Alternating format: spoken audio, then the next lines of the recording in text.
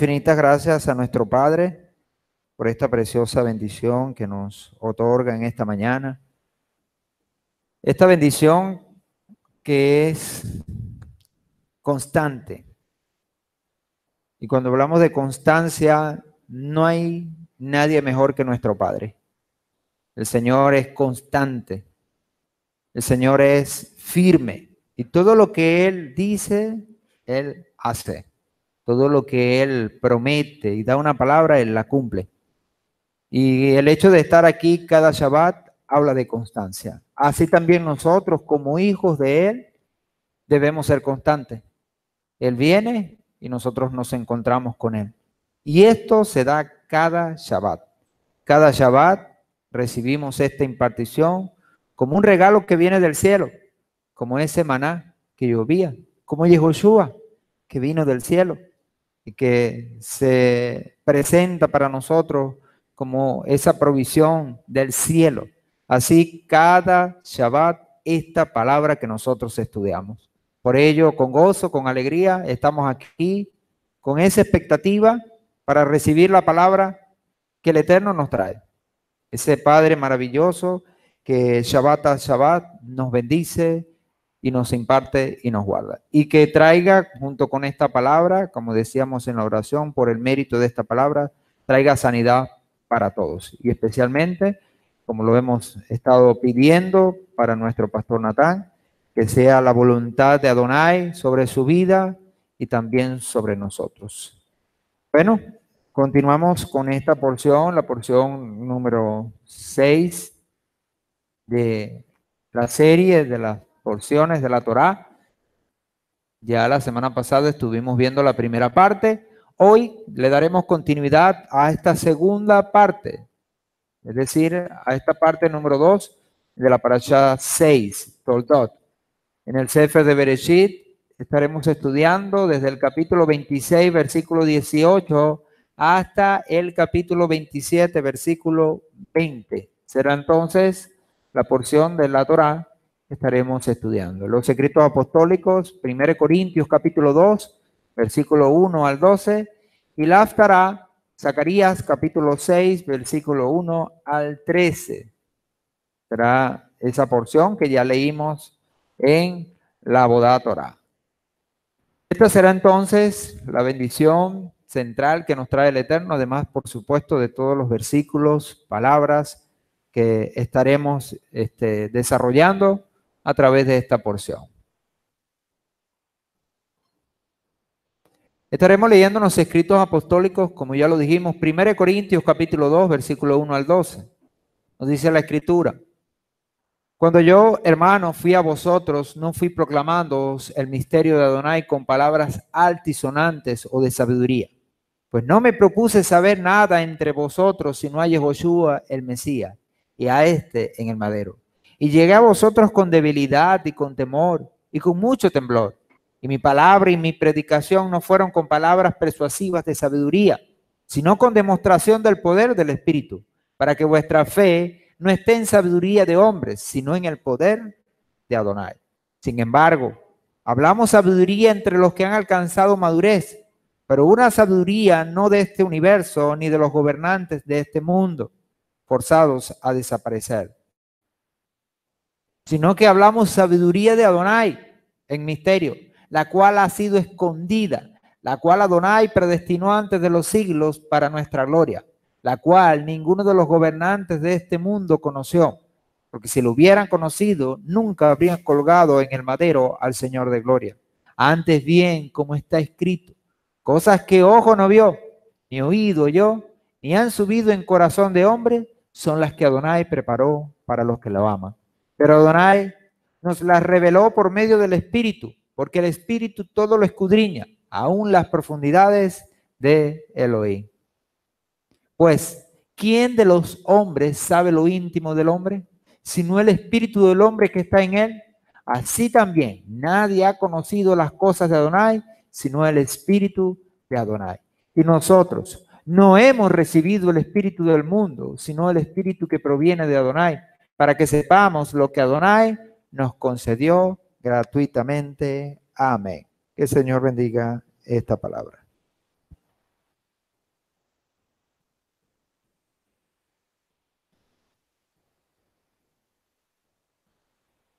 Hemos venido abordando el tema de lo que es la vida y el desarrollo de ella misma, de nuestros padres, de nuestros patriarcas.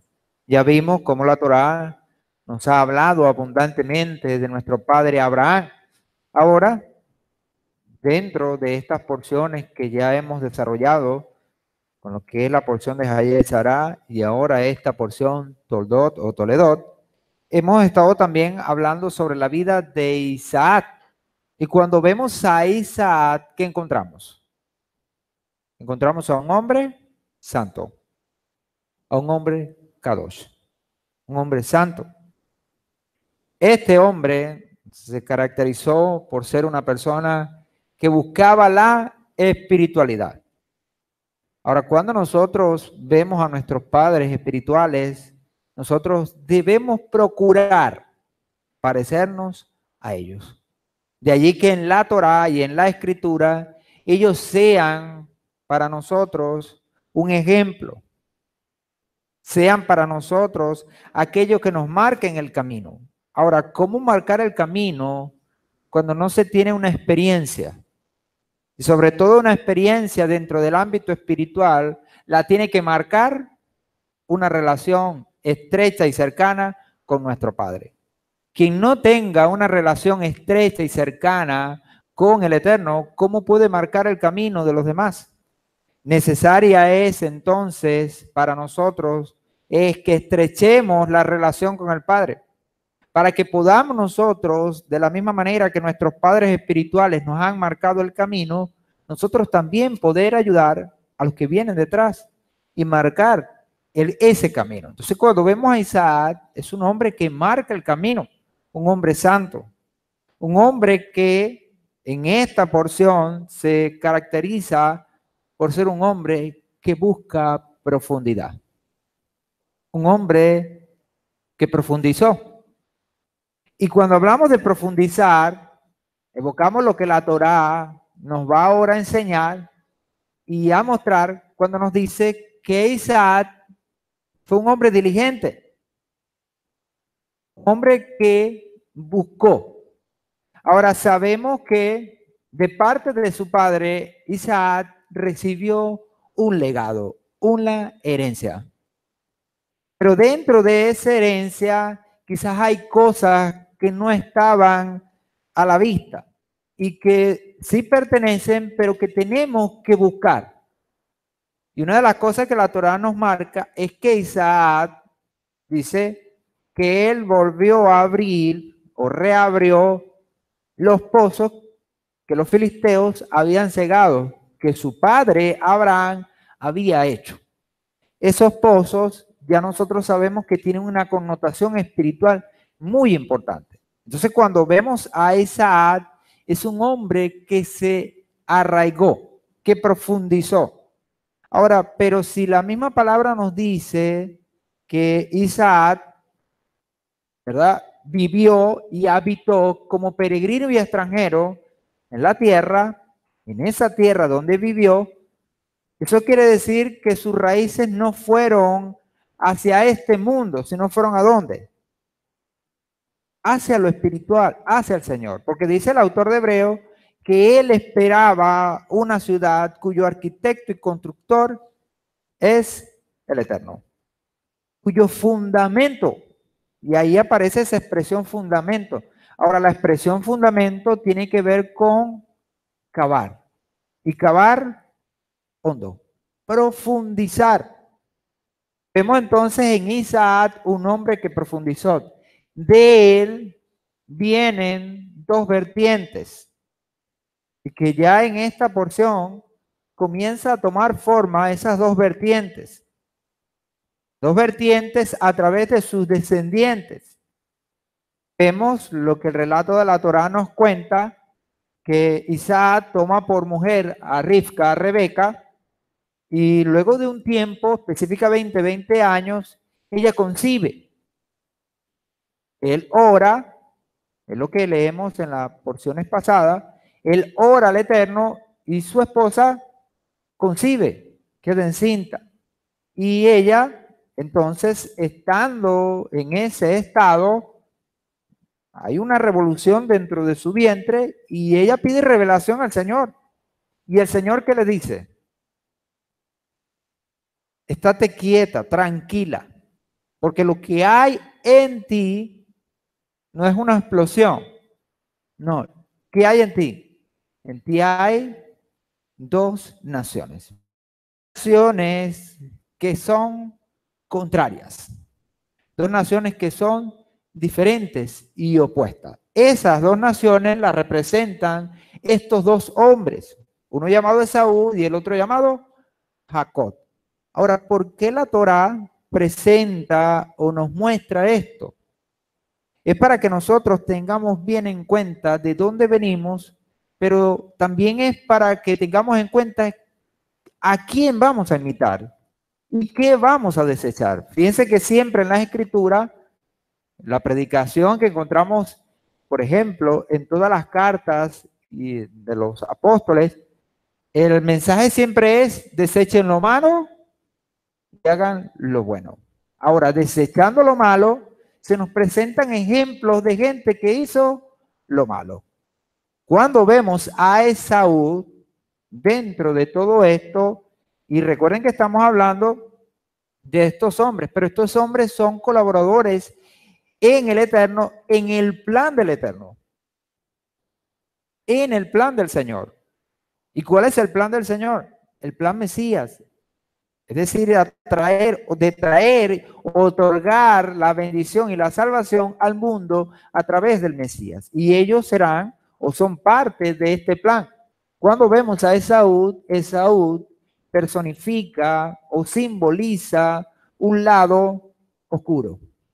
Ese lado oscuro es falsedad y engaño. La falsedad y el engaño. Ahora, la falsedad y el engaño, de manera quizás hasta muy sutil, podemos ver nosotros a Isaac. Isaac hemos dicho que es un hombre espiritual, un hombre santo y con una profundidad porque sus actos así lo demuestran. Pero fíjense cómo Esaú fue tan astuto que logró engañar a su padre. Porque en el relato no se deja esconder, no se esconde la preferencia de Isaac hacia Esaú. Mientras Rivka tiene preferencias hacia quién?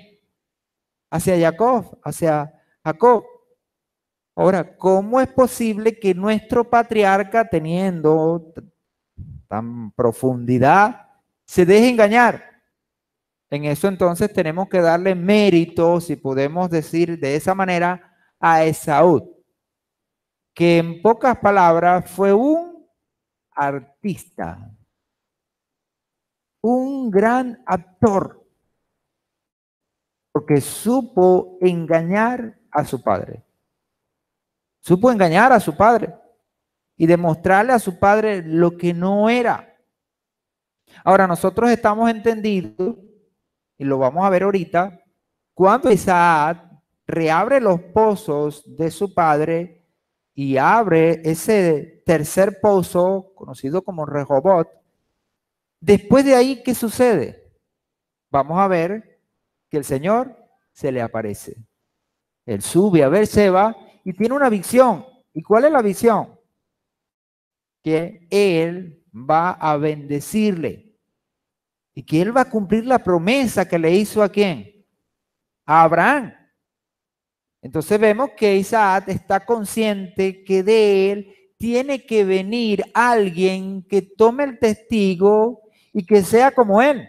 Ya lo hemos visto en la porción pasada, cuando comenzábamos la porción, veíamos que Isaac volvía del campo. ¿Y qué estaba haciendo en el campo? No estaba precisamente cazando, como vemos que sí lo hacía Esaú. ¿Qué estaba haciendo Isaac? Cuando revisamos la Torá, nos damos cuenta que estaba ¿qué? Meditando. Y esa expresión meditar tiene que ver con reflexionar, orar, buscar al Eterno. Hemos estudiado la serie Hipodedut, que el Moré Yedael nos facilitó hace algunos Shabbat atrás. Y en eso veíamos que el campo se presenta como un lugar acorde para buscar esa intimidad con el Eterno. Eso hacía nuestro padre Isaac. Y vemos cómo Isaac fue un hombre completamente obediente. Cuando tocó el hecho de no haber comida, de no tener comida, el Señor le dijo a Isaac que se quedara en la tierra prometida, que no bajara a Egipto. ¿Y cuál fue la actitud de nuestro padre? Obediente en todo momento. Ahora, cuando él entiende todo esto, sabe que su hijo, el que le vaya a suceder, tiene que tener las mismas características o por lo menos tener una visión espiritual clara. Cuando vemos a Esaú, no lo es. Esaú evoca entonces o es símbolo de la falsedad y el engaño. Esta relación de estos hermanos también nos hace recordar o remontarnos a dónde? Al principio, a Bereshit, con aquellos primeros hermanos, como lo fueron Caín y Abel. Esaú es como Caín, mientras que Jacob es como Abel. Ellos también, ya lo hemos estudiado en otras ocasiones, evocan también esas dos quizás vertientes que hay en cada uno de nosotros, como es el Yetzer Hará y el Yetzer Hatov, la inclinación al mal y la inclinación al bien, que puede haber en nosotros. Ahora, ¿quién estamos dejando que gane en nosotros?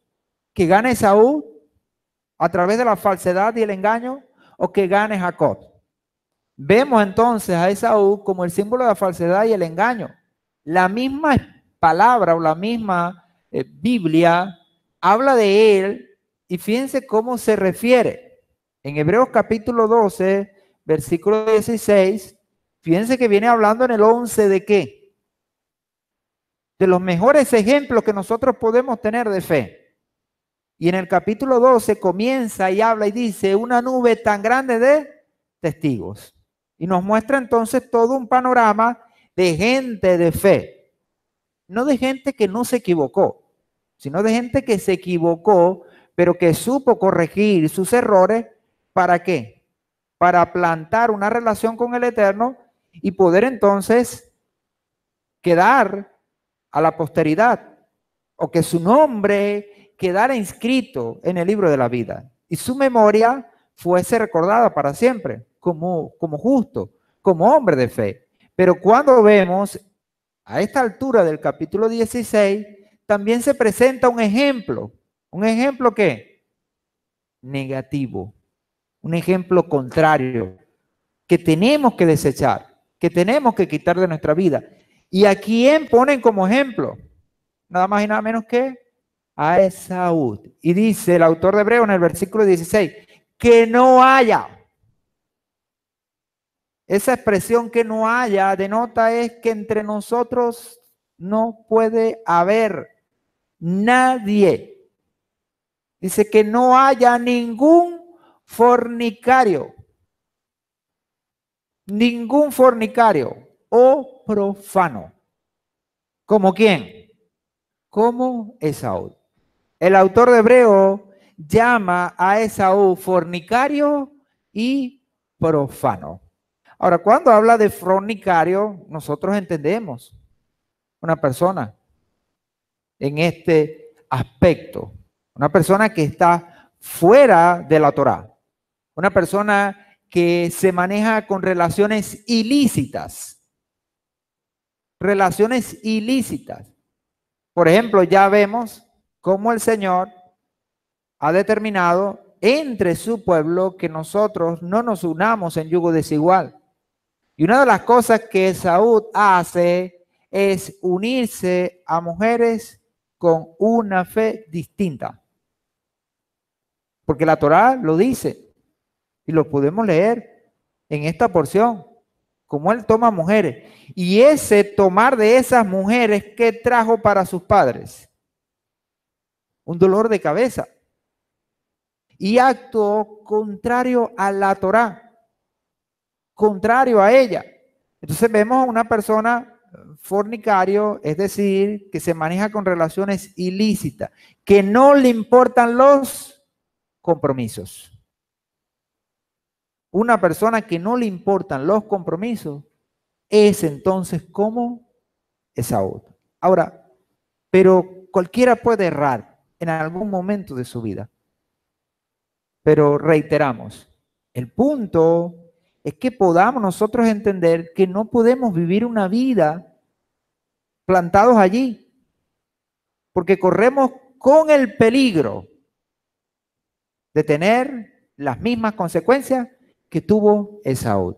Ahora dice profano, y esta expresión sí que debe importarnos a nosotros, porque la primera, fornicario, quizás la mayoría puede estar tranquilo y decir, bueno, no es conmigo, porque yo no nada tengo que ver con esta palabra. Yo respeto las relaciones, respeto a los demás y respeto a lo ajeno. Y me conduzco de manera respetuosa. Pero cuando hablamos de profano, ¿a qué se refiere la escritura? Ahí es donde está el punto. Cuando el autor habla de profano,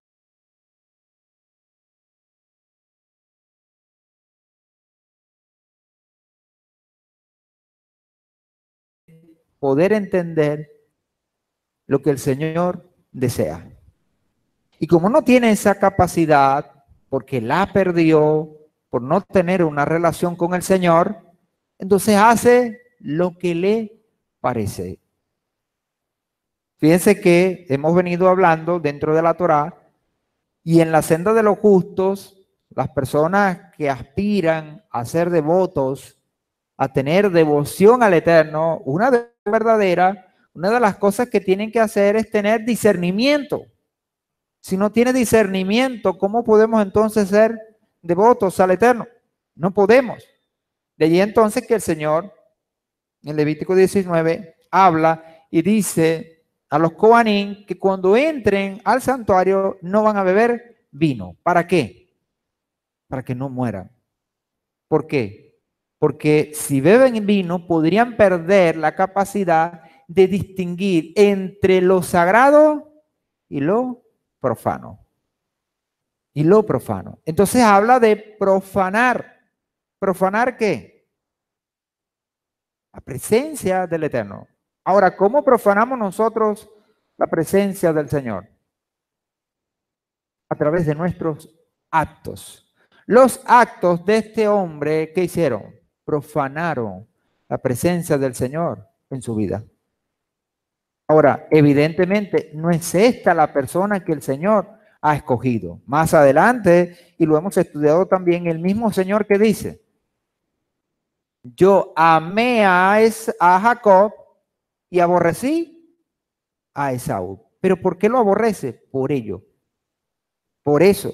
La base, por esto, lo que se presenta es observar todo en forma superficial.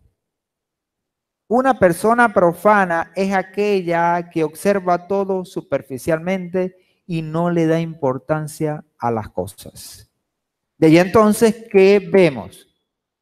En el capítulo 25, que cuando él llega de cazar de la casa y llega cansado, se encuentra que su hermano hizo ese guiso.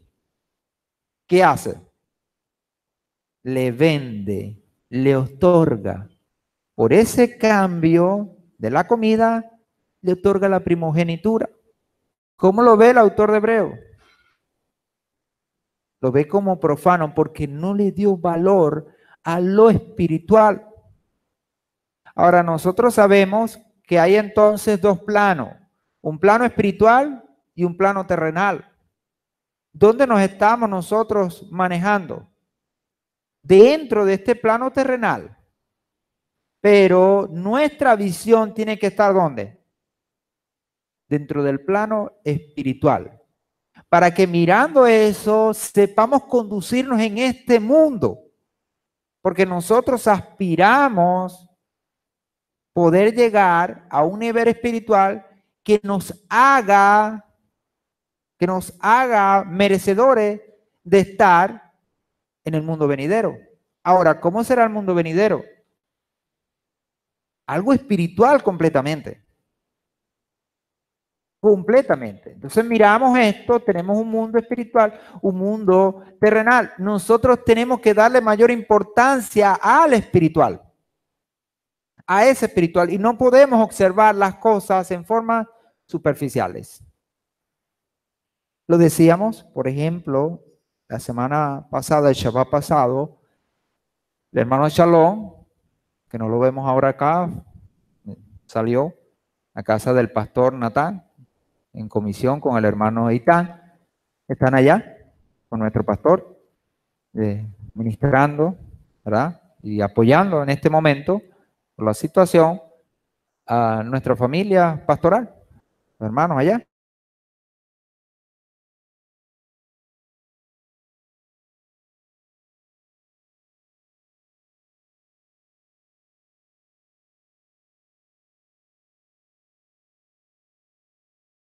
Cosas espirituales. Por ejemplo, el hecho de pasar y leer en la Bodá Torah, de hacer aliyá, eso para nosotros debe tener suma importancia, mucha importancia.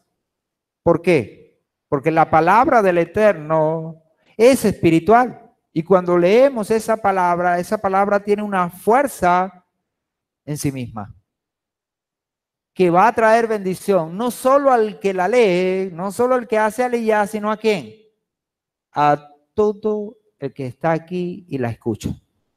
Y trasciende, porque no solo nosotros que estamos aquí, sino todo aquel que tiene la oportunidad de conectarse en la red, también la puede escuchar.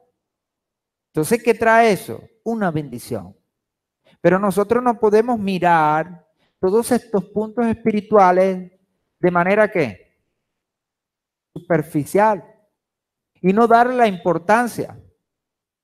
Surgía también en esa reunión el comentario de nuestro hermano Abraham, y decía Abraham, y digo los nombres porque son cosas buenas, ¿no? Y que merecen la pena mencionarles. Decía el hermano Abraham que cuando él le tocaba pasar al frente y leer aliyá, él venía con gran expectativa, y cuando se terminaba ya de hacer la aliyá a todos y leíamos todas las aliyá y las haftará y todo, venía la bendición. Esa bendición que se les otorga a todos aquellos que participan. Él decía que para él ese momento es de suma importancia. Y cuando él se levantaba, venía pensando en ese momento de bendición que se otorga. Porque esa bendición espiritual viene por ello. Porque nosotros le demos el valor que tiene. Vemos entonces a Esaú, un hombre superfluo, superficial, que no le daba valor a lo espiritual. Ahora, no se parece en nada a su papá, que era un hombre santo y que profundizó. Vemos entonces la otra vertiente, a Jacob, y nos dice la escritura que Jacob era un hombre íntegro. Ahora, usted podrá pensar íntegro y podrá asociarlo a que nunca se equivocó, y no es así. Porque en estas porciones también vemos a Jacob teniendo sus momentos de debilidad y también fallando. Pero desde el vientre, algo que nosotros podemos notar es que él, ¿qué deseaba? Deseaba la primogenitura. Y la primogenitura es un bien espiritual que tiene una persona y que se le otorga por extensión, por ser el primero de la casa. Y él luchó desde el principio por ser esa persona a quien se le otorgara. Y fíjense cómo la constancia y la perseverancia que trajo, que se le diera, se le otorgara. Por eso vemos que en todo esto, a pesar de que hay algunos errores que se cometieron, la voluntad del Creador era que la primogenitura viniera a manos de Jacob. Repetimos, el mismo Señor dijo, yo escogí a Jacob. Y no solo lo escogió, dice en Éxodo, cuando llama a Moshe, ¿qué dice? Israel es mi hijo, mi primogénito. No el primogénito de Isaac, dice el primogénito de Adonai. Fíjense hasta dónde lo eleva el Señor. Ahora, ¿por qué? Porque tuvo cuidado con las cosas espirituales. Tuvo cuidado con lo espiritual. Entonces vemos a un Jacob íntegro con una visión espiritual.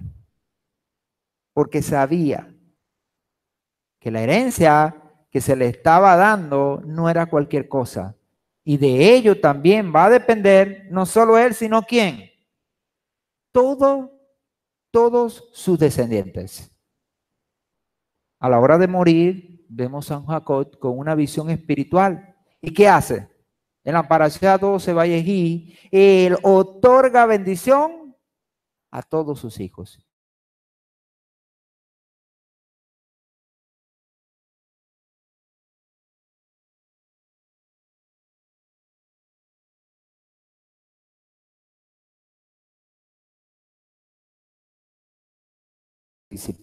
Entonces, por eso la escritura, repetimos, lo presenta como un hombre fornicario y profano, que por un plato de comida, ¿qué hace?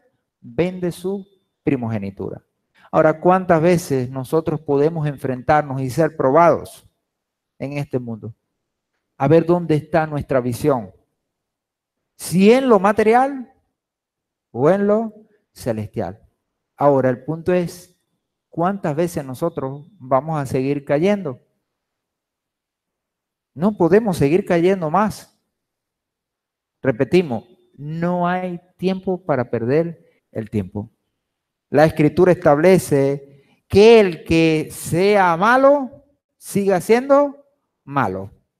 El que sea impío, siga siendo impío. Pero el que se santifique aún más. Y la Torá y la Escritura entera nos invita a nosotros como creyentes a esa santificación. Esa santificación que nos va a llevar a la devoción, a esa relación tan especial con el Eterno. Eso lo podemos ver entonces dentro de esta porción que estamos estudiando. Dice el capítulo 18 de versículo 18 de este capítulo 26, dice, Isaac volvió a cavar los pozos de agua que había sido cavado en los días de su padre Abraham, porque los filisteos lo habían cegado después de la muerte de Abraham, y les puso los mismos nombres que su padre le había puesto. Vemos entonces que la Torá nos lleva a entender. Isaac, dice, volvió a cavar los pozos. La diligencia. Este hombre no escatimó. Una vez que un pozo se abre, volverlo a cerrar o cerrarlo y volverlo a abrir genera un trabajo.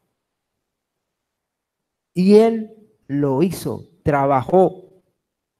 Una de las cosas que hemos aprendido en la senda de los justos es que para subir de nivel necesario es el esfuerzo, el trabajo. No podemos aspirar nosotros a conseguir niveles espirituales sin esfuerzo. Y el esfuerzo tiene que ver con sacrificio. ¿Qué hay que sacrificar? Ahora, podríamos decir, en el caso de Isaac, que en su tiempo no había mucho entretenimiento.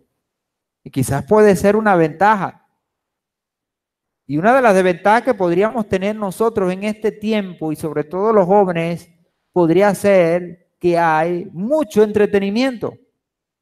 Y el entretenimiento puede presentarse como enemigo número 1. Repetimos, no tenemos tiempo para perder el tiempo. Y el entretenimiento muchas veces es visto como pérdida de tiempo. Y repetimos, sobre todo los jóvenes, que son más presas fáciles para caer en el entretenimiento. Ahora, no estamos en contra del entretenimiento, porque Salomón dice que todo tiene su tiempo. Pero cuando nuestra vida es un entretenimiento, entonces lo que comenzamos es a perder el tiempo. Si la venida del Mesías está cerca, lo menos que nosotros deberíamos estar es entretenidos. Deberíamos es estar trabajando, esforzándonos en función de esa venida. Entonces vemos a un Isaac que empezó a trabajar. Ahora, los que han tenido que, en su vida, físicamente hablando, tener que hacer un huequito, romper un concreto, sabemos lo duro que puede ser. Hay gente que, bueno, le rehúye a estos trabajos y dice, bueno, yo no nací para esto, por eso estudié, por eso me gradué. Pero sabemos que, bueno, no es excusa. Yo he visto a gente que se graduó, que estudió, e igualito los hace, igualito tiene fuerza. Y no por necesidad, sino porque le gusta ser diligente. Asimismo, dentro del ámbito espiritual, nosotros no podemos dar las cosas por sentado, sino que tenemos que experimentarlas. Y el esfuerzo que podamos hacer va a ser muy importante a la hora de plantar nuestra relación con el Señor. Por eso vemos en el caso de la devoción que una de las cosas que más tenemos que hacer es esfuerzo, trabajo, en cuanto a nuestra vida espiritual. Y lo podemos ver en nuestros padres. Los pozos de Abraham representan las revelaciones que él había obtenido mediante su búsqueda espiritual. A pesar de que los filisteos lo cegaron, para Abraham esa experiencia quedó y lo marcó. Ahora, a pesar de Isaac recibir un legado, tiene que también tener su propia experiencia. Tenemos nosotros una ventaja. Hemos recibido una gran herencia. Pero no podemos conformarnos con esa herencia. Nosotros también tenemos que tener nuestra relación para que también tengamos algo que dejarle a nuestros hijos. Así como Abraham le dejó a Isaac, e Isaac le dejó a Jacob, y Jacob se las legó a sus hijos, a sus 12 hijos. Por lo tanto, no menospreciemos las revelaciones de los antiguos, todo lo contrario, tenemos que empezar en función de ellas para que a través de esas revelaciones nosotros también tengamos nuestras propias revelaciones. Esto parte por respetar las fuentes de los padres. No cambiemos los nombres de las cosas reveladas del cielo. Y una de las cosas que Isaac hizo fue mantener los nombres que su padre le había dado a estos pozos. Porque esos nombres tienen una connotación espiritual y son parte también de un plan. Y nosotros el plan no lo podemos trastocar. Lo que tenemos que hacer es darle continuidad. Esa continuidad hoy es sumamente importante. Y nosotros como creyentes estamos llamados a eso. Porque somos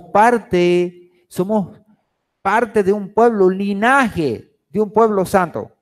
Y tenemos una marca importante que seguir, que sostener. Ahora, no somos cualquiera.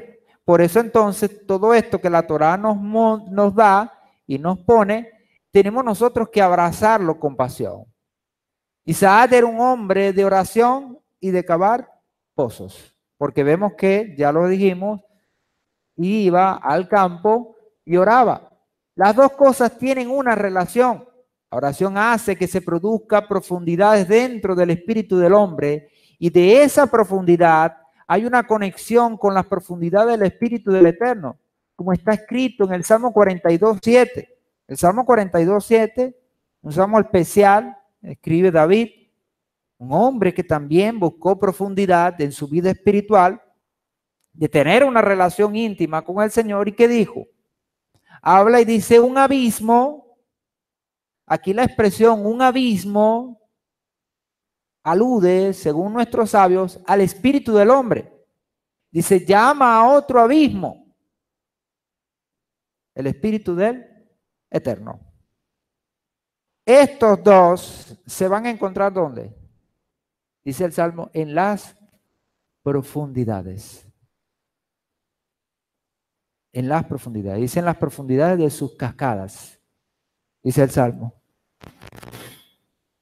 Allí, en lo más hondo, lo más abajo, donde solo pueden llegar personas con constancia y mucha dedicación, con mucho esfuerzo. La mayoría se queda ¿dónde? Arriba, en la superficie, porque es más fácil. Pero llegar abajo denota mucho esfuerzo. Entonces el salmista habla que el hombre llama, busca al Espíritu del Eterno. Ahora, ¿cuándo lo busca? ¿Qué dice la Escritura?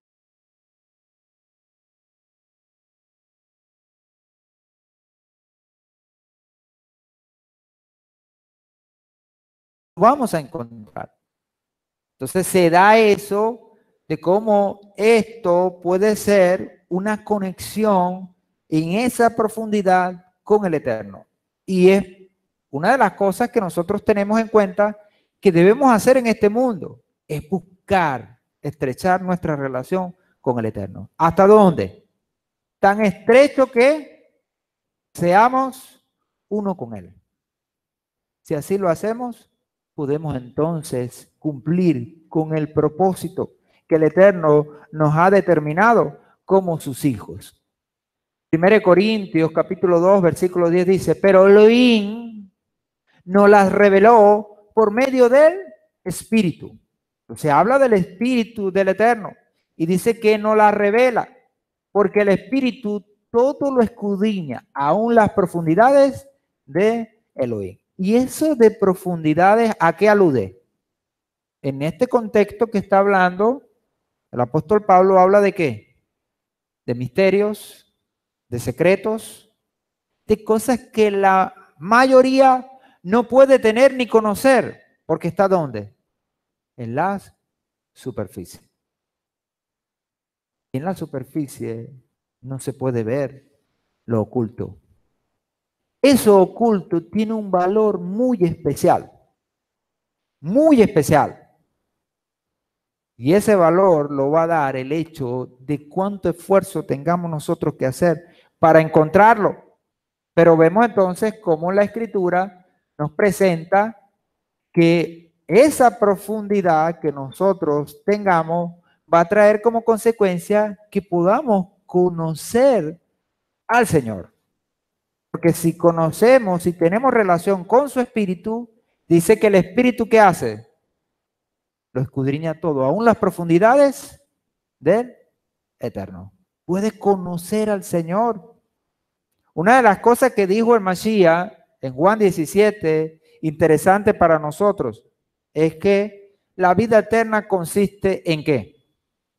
¿En qué consiste la vida eterna? En conocer al Padre y conocer al Mesías. Y esta es la vida eterna, que te conozcan a ti. Ahora, por esta principio, extensión que encontramos aquí en la Torá, conocer al Señor significa es profundizar, buscarle a Él en lo profundo, ahí donde se encuentra Él, en las profundidades. Eso fue lo que hizo entonces Isaac, y vaya que le conoció, vaya que profundizó, porque fue un hombre espiritual. Alguien dijo, busca las corrientes de la vida en la profundidad. Las corrientes. Cuando habla de corrientes, por supuesto alude a las aguas. Aguas. También habló de eso. ¿Y qué dijo? El que cree en mí, de él brotarán ríos de agua viva. De esas profundidades, de esos manantiales de vida. Y cuando vemos también la vida del Mesías, ¿qué vemos?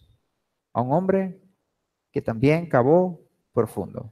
De ahí entonces que Isaac sea tipo del Mesías, un hombre con una devoción marcada, así como el Mesías. Cuando leemos los evangelios, llamados evangelios, ¿qué encontramos? Al Mesías buscando siempre lo espiritual, buscando siempre lo importante, lo profundo, no quedándose arriba. Siempre lo veíamos, si podemos hablar retóricamente o simbólicamente, con un pico, con una pala, ¿y cómo que se llama? Con una chícora, cavando,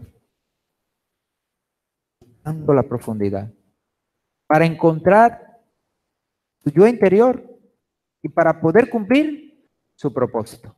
Ahora, ¿cómo conseguir nosotros ese yo interior y poder nosotros cumplir con nuestro propósito? De la misma manera, también buscando las corrientes de la vida en la profundidad, como lo evocan estas escrituras. En Génesis 16, versículo 26, 19 al 22 dice, cuando los siervos de Isaac cavaron en el valle, encontraron allí un pozo de aguas vivas. Entonces riñeron los pastores de Gerar con los pastores de Isaac diciendo, el agua es nuestra. Por eso él llamó al pozo Esed, porque habían reñido con él y cavaron otro pozo y también riñeron por él, por eso lo llamó Signá. Y se trasladó de allí y cavó otro pozo y no riñeron por él, por eso lo llamó Rehobot, porque dijo, al fin el Eterno ha hecho lugar para nosotros y prosperaremos en la tierra.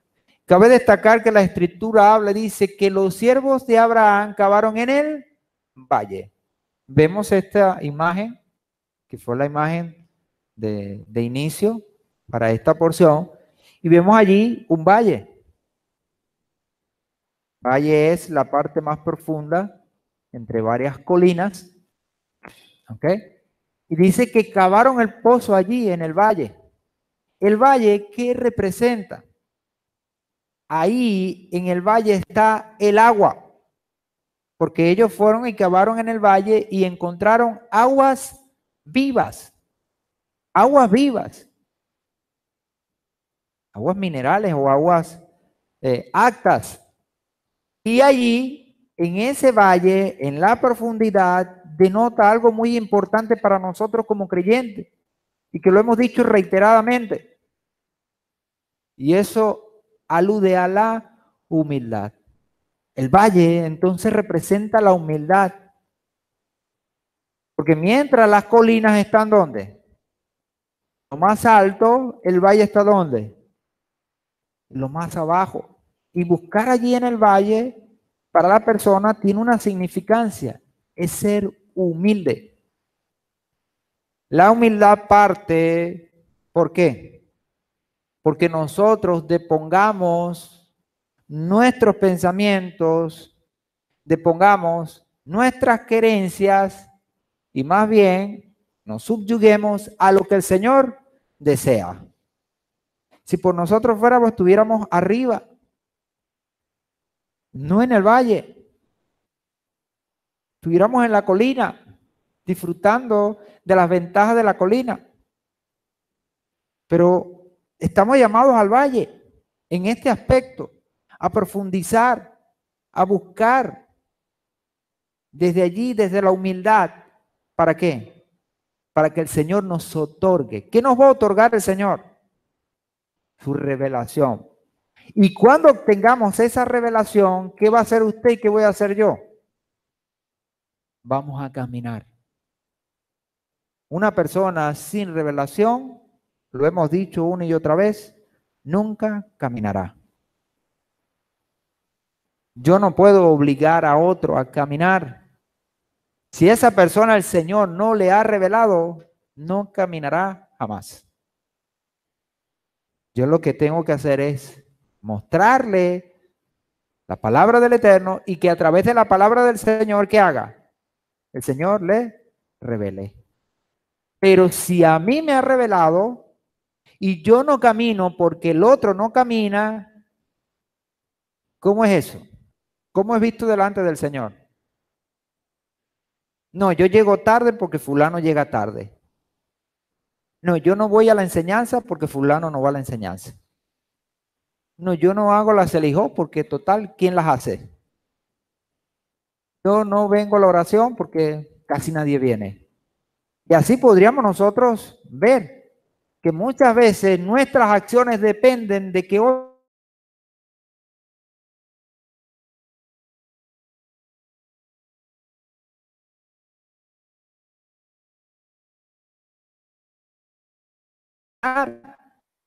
porque esa revelación es para ellos, para que camines. Pero obviamente una persona que no camina denota que no hay revelación y que lo que tiene es simplemente un conocimiento que no le va a permitir caminar. Pero tiene que transformar ese conocimiento en esa revelación que le permita caminar. Y ahí la humildad es importante. También en la versión textual, cuando dice, cuando los siervos de Isaac cavaron en el valle, habla de vaguada. Dice, en la vaguada. Esa expresión vaguada tiene unas connotaciones. Y dice en el diccionario de Wikipedia que la vaguada es la línea que marca la parte más profunda de un valle. No tenemos aquí al hermano Orangel, que es el geólogo, el especialista en esto, ¿no? De tierra y cosas de esas, ¿no? Sin embargo, bueno, sé que algunos de ustedes pudiera tener mayor conocimiento que yo en esto, pero dice, interesante, dice, y es el camino por el que discurren las aguas de las corrientes naturales. Ahí entonces simboliza el valle, es donde vamos a encontrar el agua. Y vaya que a nosotros el agua nos importa mucho, porque el agua simboliza la Torá, simboliza vida. ¿Qué haría Israel sin la Torá? ¿Cómo estaría? Estaría muerto. Así como un ser humano sin agua, ¿qué pasaría? Muriera. Si en el mundo se acaba el agua, morimos. Porque el agua es vital. Así como la Torá es vital. Entonces, cuando la Torá habla aquí del valle y habla de los pozos, está hablando de qué? De la profundidad en la Torá, porque la Torá es el agua, es la vida. Entonces vemos a Isaac, un hombre que profundizó, que cavó hondo, que escudriñó entonces la Torá. Si no escudriñamos la Torá, entonces tenemos el riesgo de morir deshidratados. Y la deshidratación es la consecuencia de no tomar agua. Ahora, si espiritualmente estamos deshidratados, nosotros tenemos una gran bendición. Aquí está el agua. Y el agua es la Torá. Y purificada, filtrada. ¿Por quién? Por el Mesías. Para darnos un agua viva. Un agua que tenga todos los nutrientes, los componentes que debe tener y no tenga nada malo. Entonces nosotros tenemos esa ventaja, pero tenemos que ir a esa vaguada, a esa línea, a esa parte más baja del valle y ahí cavar. Buscar el agua profunda para que nos sacie. Con la mujer samaritana, él le dijo eso. Si tú supieras quién te está pidiendo de beber, tú le pedirías a él. Y él te daría agua viva, de un manantial muy profundo.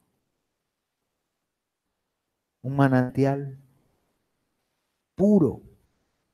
El agua pura de la Torá. Esa agua pura. Allí vemos que encontraron entonces este pozo de aguas vivas. Y cabe destacar que estos pozos que vamos a ver tienen algunas connotaciones importantes. El primer pozo lo llamaron Esek, que viene de la expresión rencilla.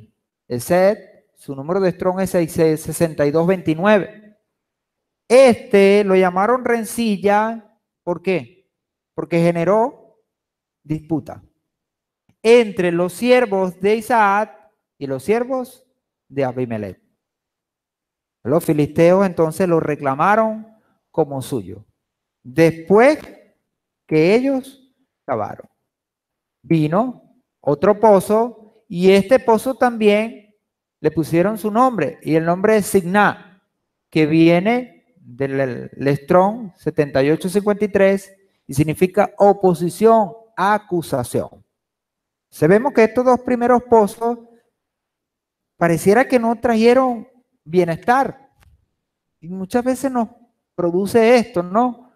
Que mientras más pareciera que estamos profundizando en nuestra vida espiritual, más oposición recibimos y tenemos. ¿Por qué? Porque empezamos entonces a ver cómo empiezan a suceder cosas en nuestra vida y la gente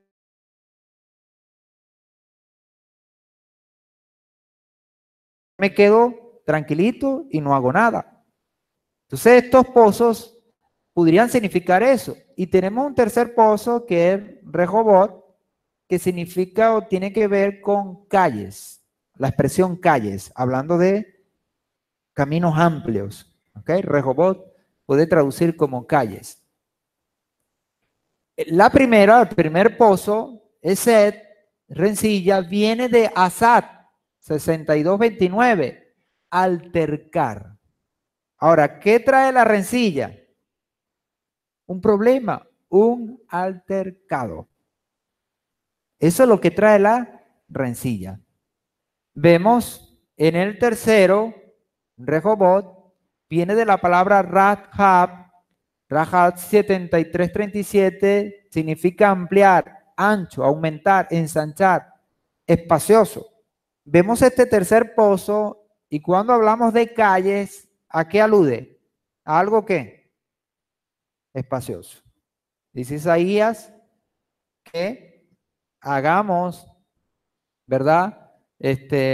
Al terreno que está como sube y baja, al terreno que está disparejo, lo hagamos como, lo hagamos plano. Y a la calzada, ampliemos. Hagamos un camino. Ahora, ¿para qué? ¿Para qué esa amplitud que nos está pidiendo el profeta? Para que el que viene pueda transitar por ese camino de bendición. Pero fíjense dónde se da ese. No se da ni en el primero ni en el segundo, sino en el tercero. ¿Y el tercero qué denota? Constancia. Si abriendo el primero lo que trajo fue rencilla, paren esto, no abramos más pozos, no estudiemos más la Torá. Y si abriendo el segundo trajo fue oposición, acusación, abriendo el tercero, ¿qué tomábamos? Riesgo. Pero dentro del Señor, la misma Escritura nos establece que la perseverancia va a traer ¿qué? La salvación. ¿Dónde podremos encontrar nosotros entonces la bendición? En la constancia. En que a pesar de hacer las cosas bien, vengan males, nosotros no podemos dejar de hacer lo bueno. Dice el apóstol en Gálatas, que no nos cansemos de hacer el bien. ¿Por qué? Porque a su tiempo cosecharemos. ¿Y qué aspiramos a cosechar? Lo bueno. Y en este tercer pozo, cabe destacar, hay unas cosas interesantes de este pozo, es que en los dos primeros, en la Torá aparece la expresión cavaron. Y en este tercero aparece la expresión cavó, en singular. Mientras los dos primeros lo hacen los siervos de Isaac, de el tercero lo hace él. Y entonces la mano de él, del ungido, del eterno, la que va a traer entonces esa bendición. Pero esos dos primeros también son necesarios. Estos tres pozos, según nuestros sabios, tienen que ver con los templos. El primer templo fue destruido. Y el segundo templo también. Y en los dos, la rencilla, la oposición, la pelea, trajo como consecuencia que se destruyeran. Pero fíjense que hay una profecía de que va a venir un tercero. Ese tercer templo se relaciona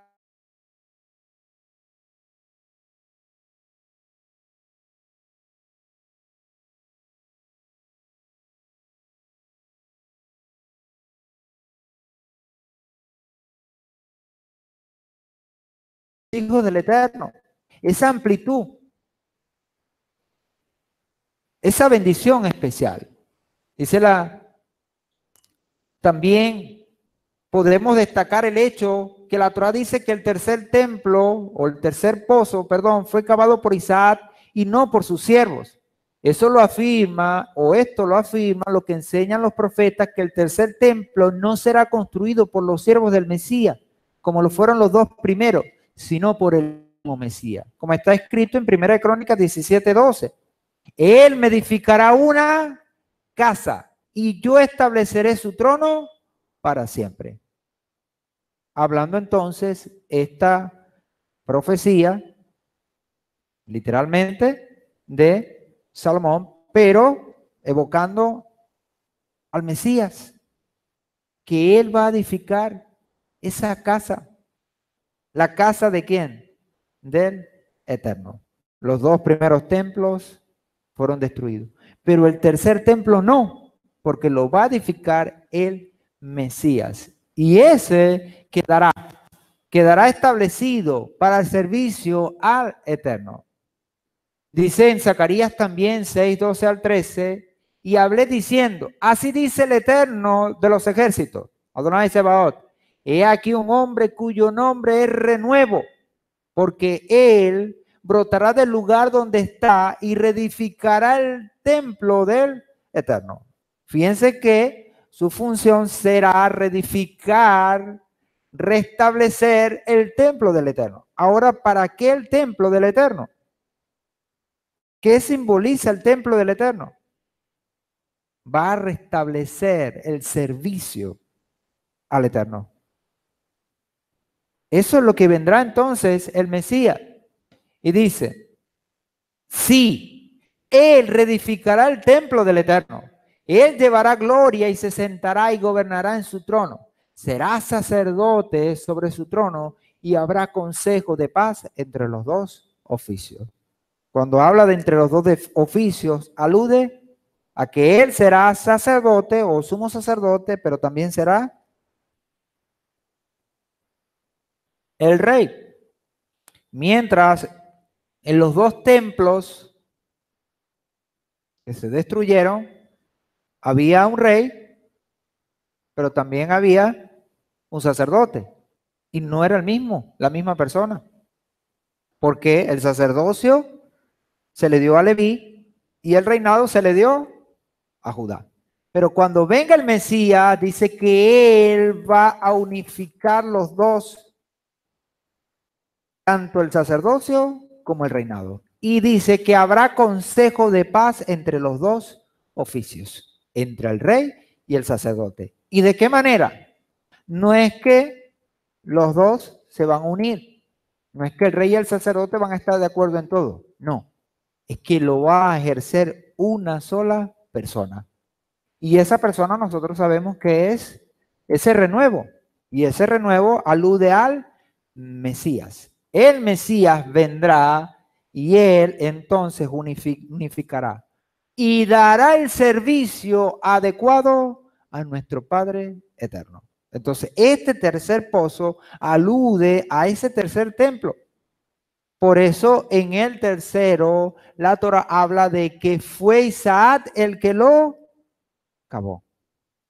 ¿Por qué? Porque Isaac era el indicado por el Eterno, aludiendo a que así el Mashiach también lo haría con el tercer templo. Ahora, ustedes podrán decir, ay, ¿cómo quedan las pretensiones hoy del pueblo de Israel de construir el tercer templo?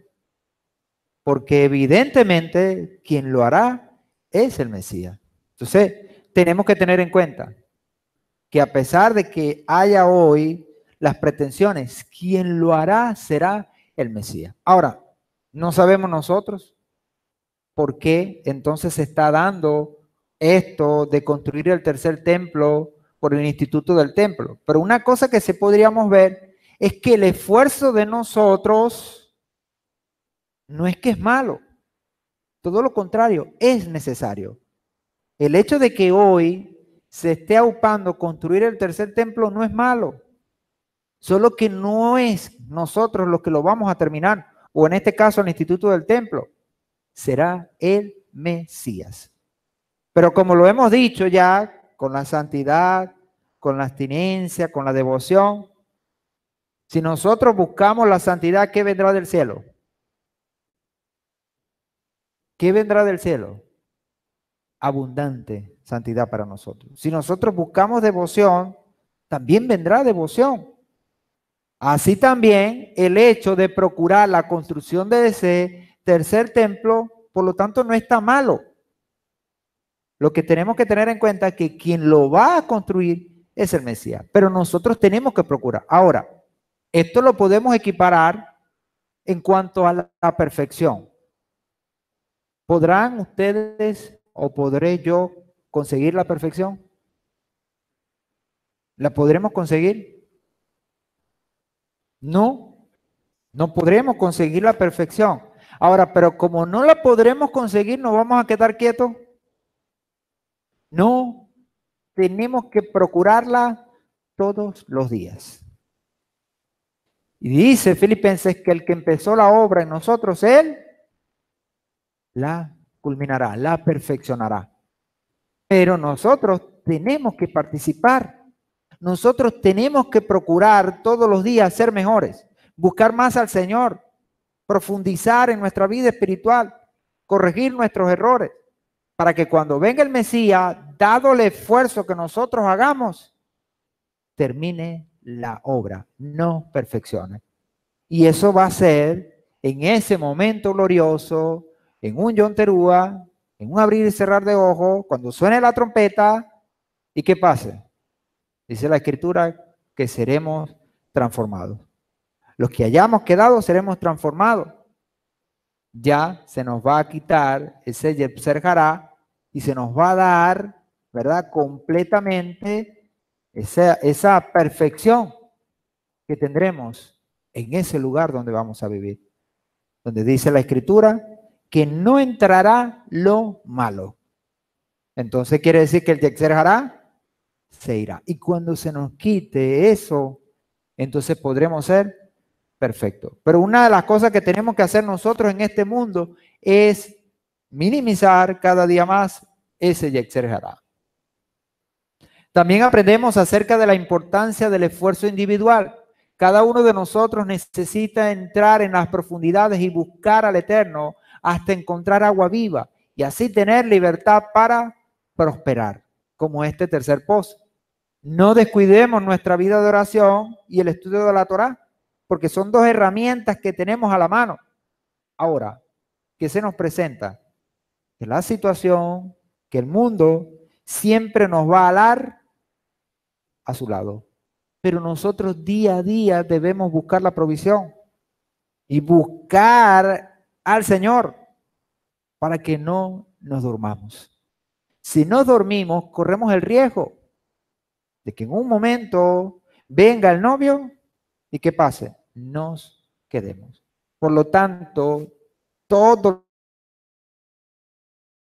los días de estos elementos, no una vez a la semana, no una vez al mes o cada Shabbat, No, vamos a hacerlo todos los días, para que haciéndolo todos los días nosotros entonces podamos encontrar esa agua viva que nos va a traer esa prosperidad que nosotros deseamos.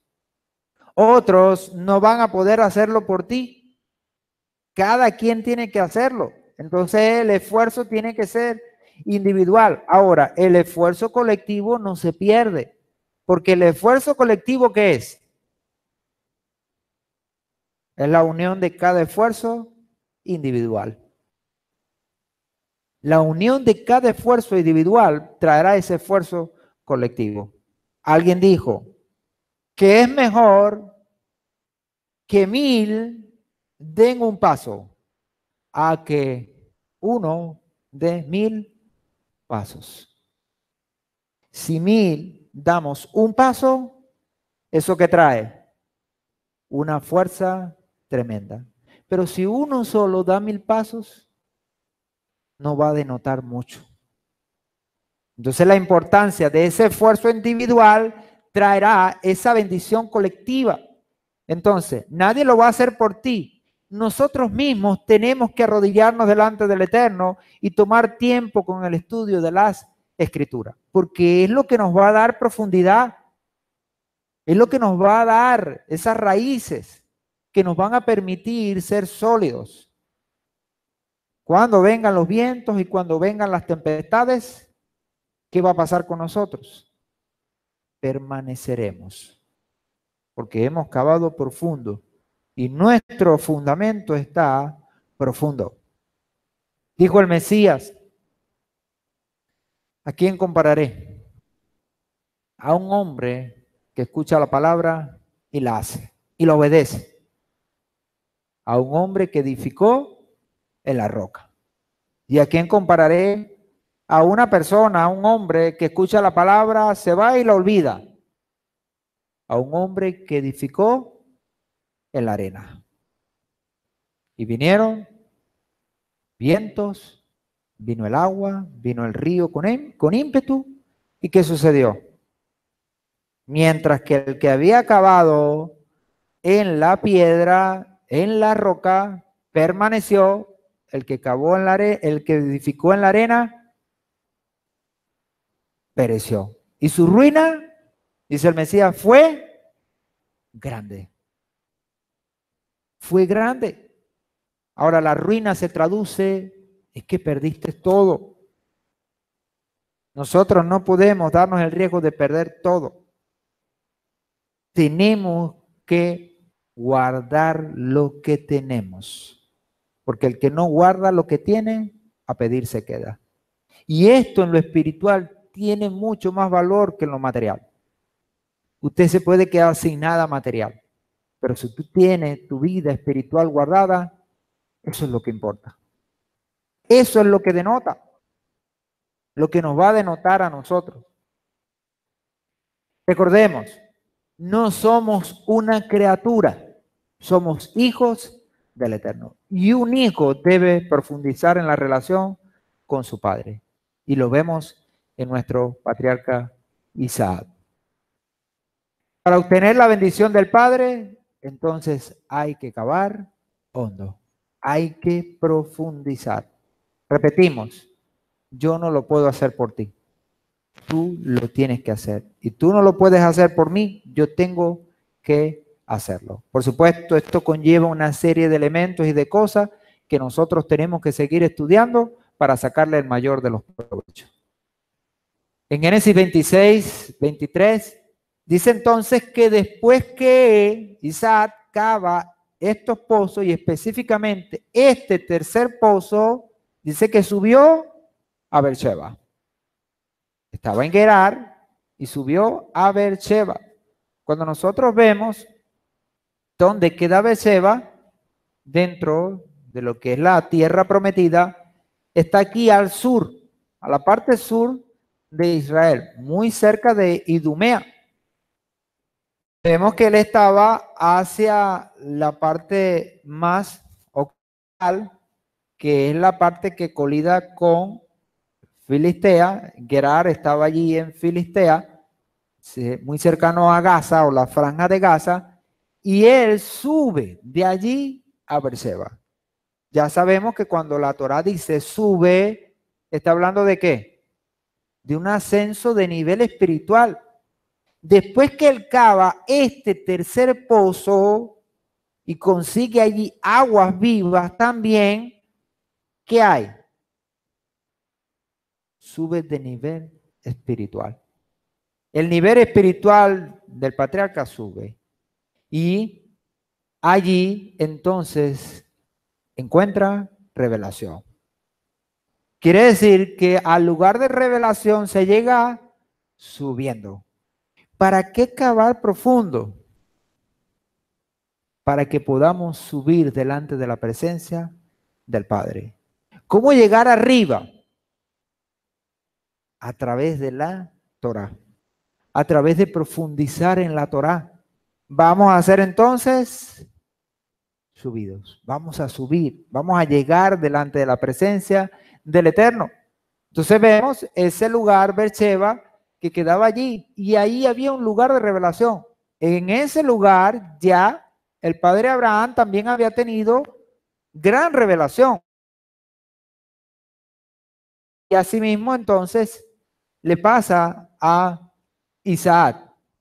Dice que allí, en el versículo 24, dice, y el Eterno se le apareció aquella misma noche. Y le dijo, yo soy el Elohim de tu padre, Abraham. No temas, porque yo estoy contigo. Y te bendeciré y multiplicaré tu descendencia por amor de mi siervo, Abraham. Esta aparición, el hecho de que el Señor se le aparezca, vino como consecuencia de su búsqueda, de profundizar en su vida espiritual. Y trajo el hecho de que la palabra del Señor vino ¿a qué? A fortalecerle. Porque le habla y ¿qué dice? No temas. No temas. Ahora, no vamos a temer ¿a qué? ¿A qué no vamos a temer? A cosas que pudieran parecer contrarias y malas y que atentan contra nosotros. Porque si no, ¿para qué temer? El temor viene porque nos dan una mala noticia. Y esa mala noticia actúa en nuestro ser y ¿qué genera? Genera nervios, genera inestabilidad y entonces nosotros nos ponemos temerosos y a veces nos ponemos hasta temblar. Y el temblar es consecuencia de una crisis en el sistema nervioso. ¿Y qué le dice el Señor? No temas. Ahora, el hecho de temer es porque quizás las cosas que van a venir van a ser fuertes en tu vida y en mi vida. Y es ahí donde nosotros necesitamos que el Señor se nos aparezca y nos diga, no temas. No temas. Y dice entonces que el Elohim de tu padre Abraham le dijo, no temas porque yo estoy contigo. Ahora uno saca cuenta. Si el Señor está conmigo, esa dificultad que se me presenta, ¿quién es? ¿Cómo es? Es nadie. Nadie. Y uno, terrenalmente, tiende a ver las peleas ¿desde qué punto de vista? Dependiendo contra quién me vaya a enfrentar. Si mide 3 metros, entonces la disposición que yo tengo, ¿cuál es? ¿Ah? De usar las que se me dio, porque ahí son buenas. ¿Hablando de qué? De los pies, para no ofender a nadie, ¿no? La gente dice patica, pero vamos a decir pies, para que no ofendamos. Los pies. ¿Para qué los quiero? Dice uno en ese momento. Y la disposición es salir corriendo. Ah, pero si vemos a alguien de medio metro, metro y medio, Uno dice, bueno, aquí tengo oportunidad, ¿por qué voy a correr? Aquí puedo yo ganar, tengo oportunidad. Yo no temo. Si lo que se nos está enfrentando es una fiera, entonces ¿qué hago? Voy a buscar es hacia arriba. ¿Dónde me monto? Donde esa fiera no pueda llegar. Si uno evalúa las cosas en función de quién tiene al frente. Ahora, pero la escritura establece que nosotros no estamos solos y que las cosas que nos suceden no las vamos a enfrentar solos, sino que el Señor está con nosotros. Y establece la escritura en Romanos que si el Señor es con nosotros, ¿quién contra nosotros? Que no hay enemigo que se nos pueda hacer frente, no por nuestra fuerza, sino por las fuerzas de Él que van a vencer. Entonces, para nosotros es lo mismo un enemigo de medio metro que de 3 metros. Y esa visión espiritual la vemos en quién? En Melech David, que mientras todo el pueblo de Israel estaba como entristecido, apesadumbrado, temeroso y diciendo, ¿y ahora qué haremos? Porque ya salimos de Egipto y Egipto no queremos volver. Y ahora resulta que si las cosas van como siguen o siguen como van, mejor dicho, ¿hacia dónde vamos? A ser esclavos otra vez de los filisteos. Porque así era. Traigan a uno y el que gane, entonces, el pueblo que pierda será esclavo del otro. Y si el Señor nos ha dado libertad, ¿cómo volver a la esclavitud? Y los corazones se paralizaron, y las rodillas se entumecieron, y nadie echaba hacia adelante. Y llegó David, un simple pastor de ovejas, y llegó, ¿quién es ese? Y la expresión ¿quién es ese? No denota aquí, es que no sabía que era Goliat, porque yo me imagino que tenía fama por todo Israel. La pregunta es, ¿quién es el que se atreve a alzarle la voz al de arriba, a quien yo sirvo? Y dice la escritura que fue David y luchó contra él. ¿Y cuál fue el resultado? ¿Quién venció? Venció el Eterno. Estaba en David y tumbó a ese gigante. Así también hoy, el Señor que nos dice, no temas, que no temamos, porque el Eterno está con nosotros. El temor es eliminado cuando somos conscientes de la presencia de alguien que es más fuerte que el objeto del temor, como está escrito en la Escritura. Y eso es lo que nos debe a nosotros mover, amados. La Escritura, lo que la Escritura dice. Dice el Salmo 118, el Eterno está a mi favor, no temeré. ¿Qué puede hacerme el hombre? Y estas no son palabras por decir, sino que fueron experiencias concretas. Si lo podemos ver, ahí está Goliat. ¿Cuál fue el resultado? Un gigante de 3 metros, con una espada que medía como 1,5 metros. ¿Dónde? En el suelo, derrotado.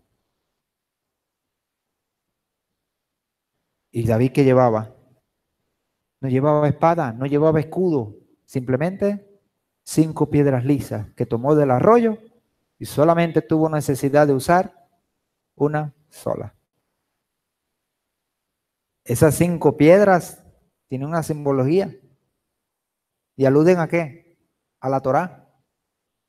Nosotros vamos contra el enemigo con la fuerza de la Torá. Esa fuerza que se unifica en una sola. Y dice el Salmo 23, clásico, versículo 4a, aunque pase por el valle de sombra de muerte, no temeré mal alguno, porque tú estás conmigo.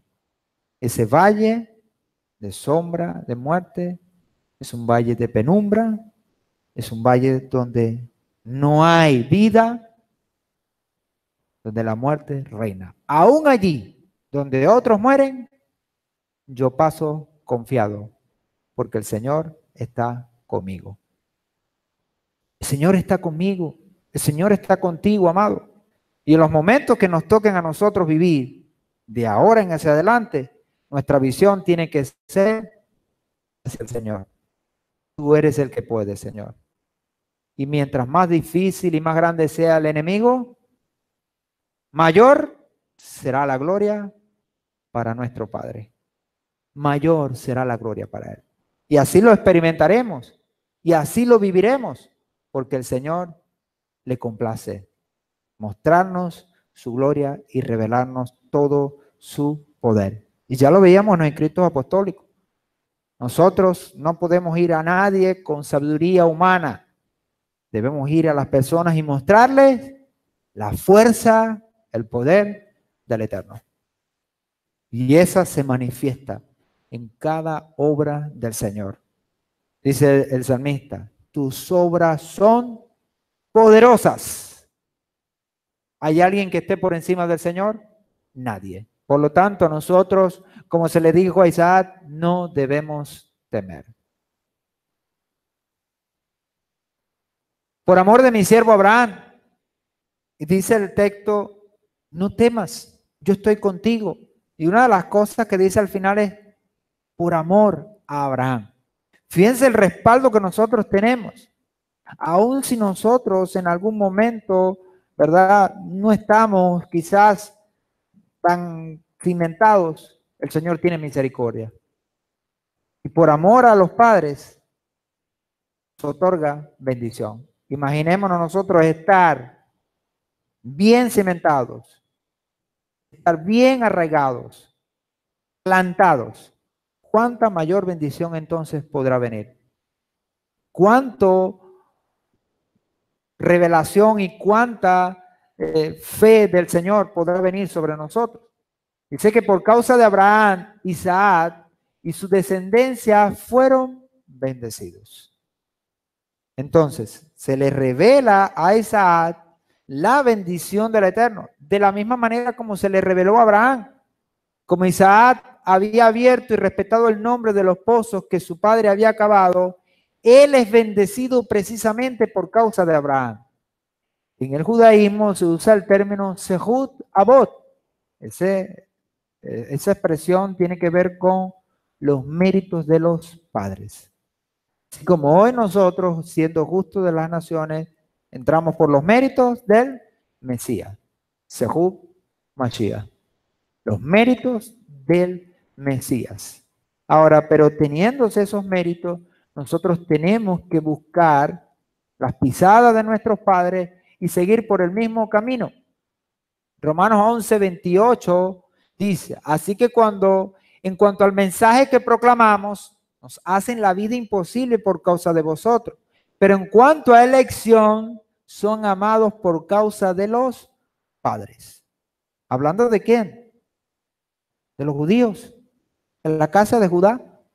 Y dice el apóstol, en función de ellos, que son enemigos porque están en contra de este mensaje, porque no tienen esa revelación. Pero en cuanto a elección, dice que son amados. Y la causa son ¿quién?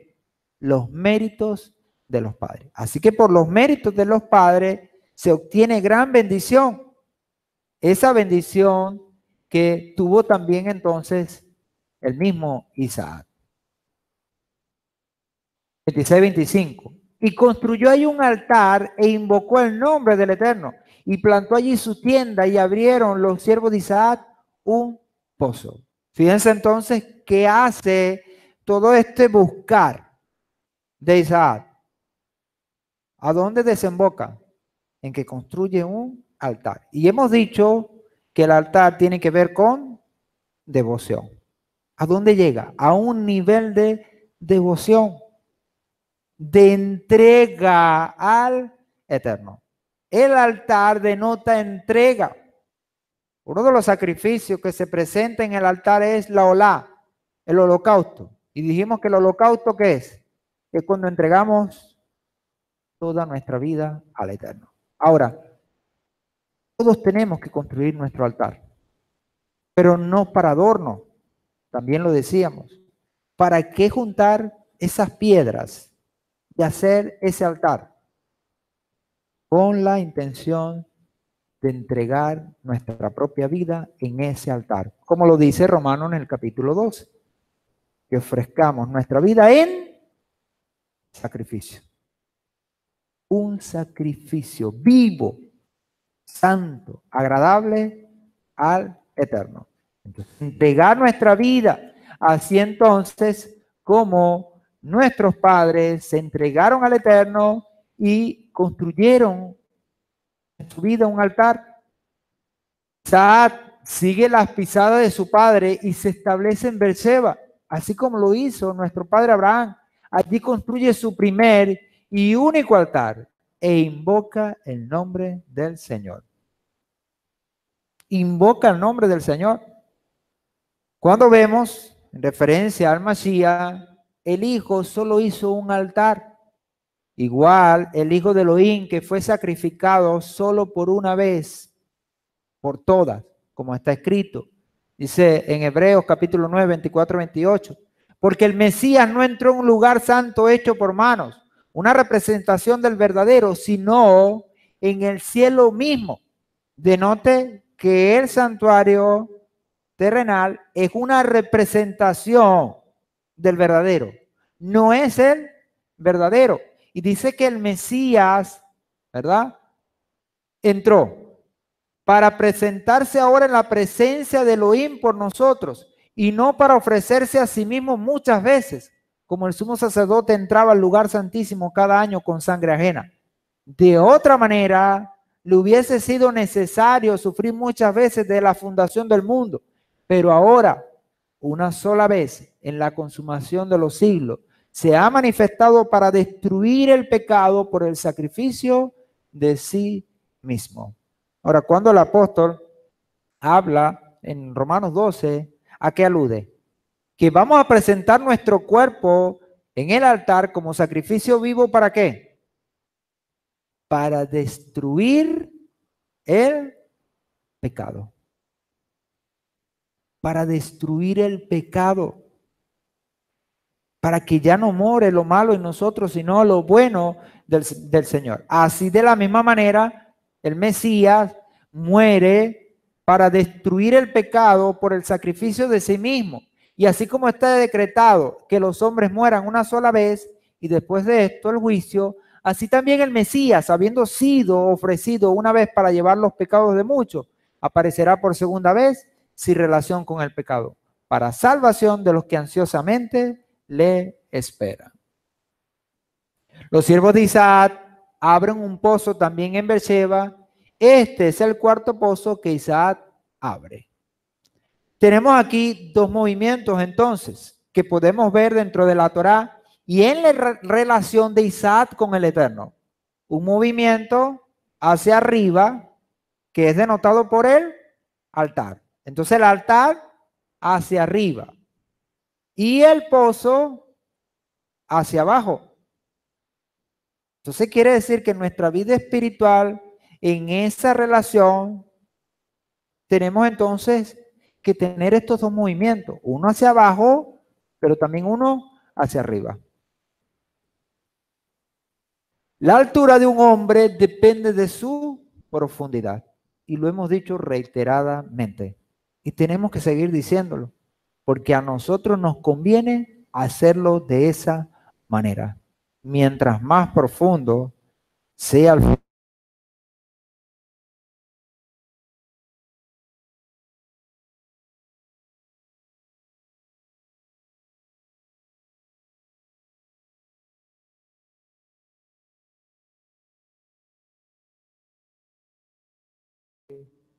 como que ellos tienen agua,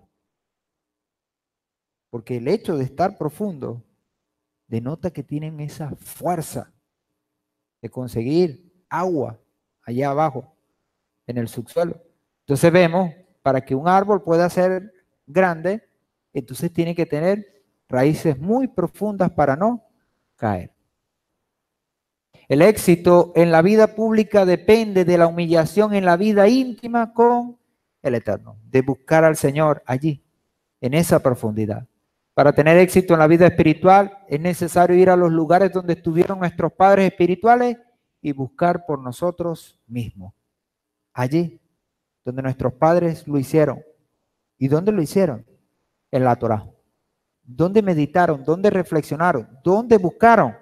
En la Torá. Ahora, ¿qué dice el apóstol? Apóstol Pedro dice que nosotros tenemos la palabra profética más segura. Tenemos la Torá. Y si buscamos en la Torá, entonces el éxito está garantizado. Allí encontramos la fuente de vida. La fuente de vida. Ahora entonces es tiempo, amados, de volver a los lugares de revelación de los verdaderos padres espirituales. Es tiempo de preguntar por las sendas antiguas y andar por ellas. Esta expresión andar, ya lo hemos dicho, es la expresión halat, viene o se relaciona con la expresión alajá. ¿Cómo caminaron nuestros padres? La misma alajá nosotros debemos usar. De la misma manera que ellos se conducieron, con fe, con perseverancia, así también hoy nosotros debemos hacerlo. Es la única manera de encontrar descanso para nuestras almas, como está escrito en Jeremías 6:16. Así dice el Eterno: paraos en los caminos y mirad, y preguntad por los senderos antiguos, ¿cuál es el buen camino? Y andad por él, y hallaréis descanso para vuestras almas. Por correspondencia de textos dentro de la Escritura, esto que evoca lo que dijo el Mesías. Por la correspondencia de texto, porque hay un texto en los evangelios que habla esto. En Mateo 11:28 lo podemos encontrar. Dice: los senderos antiguos son los caminos de la noche, como lo explica el Mesías Yehoshua. Allí en Mateo 11:29-30 dice: tomad mi yugo sobre vosotros y aprended de mí, que soy manso y humilde de corazón, y hallaréis descanso para vuestras almas, porque mi yugo es fácil y mi carga ligera. Entonces esa expresión hallaréis descanso para vuestras almas, que aparece allí también en Jeremías, denota que esos senderos antiguos, esos caminos antiguos, es la Torá. Pero la Torá ahora vista a través de Mashiach, que nos ha de revelar todos esos secretos y mostrarnos entonces al Padre. Eso vino a hacer Él, darnos a conocer al Padre. Repetimos sus palabras en Juan 17. Y esta es la vida eterna, que te conozcan a ti. ¿Y cómo conseguir entonces al Padre?